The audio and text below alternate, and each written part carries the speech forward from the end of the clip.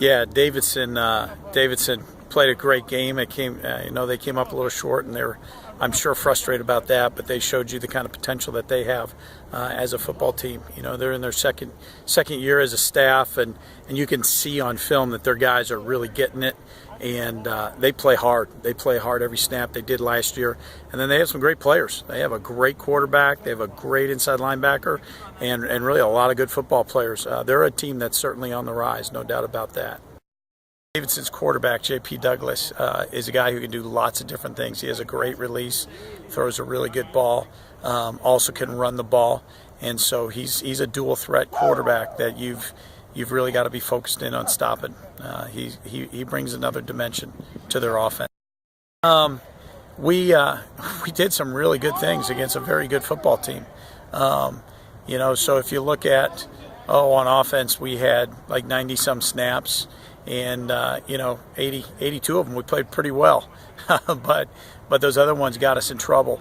And I think the same could be said of the defense as well. And then special teams, we made a couple big plays, but didn't play up to par of what we normally do and expect from our special teams.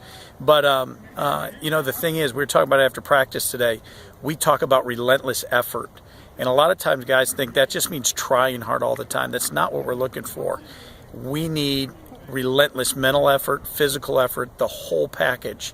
And we had some mental lapses that hurt us on Saturday. So a lot of good things, but we've got to sharpen up those things if we're going to become a real good football team this year. Yeah, football requires, Vince Lombardi has a quote demands that a player play from his head all the way down to his toes. And it's one of those kind of games. And if you have a lapse against a quality opponent, like we have coming in here this Saturday, like we had this past Saturday, if you have a lapse in any one of those areas, they're going to make you pay for that. And that's what hurt us this past Saturday. That's what we can't have this Saturday. And we've got to be focused, as again Vince Lombardi said, from our heads all the way down to our toes on that.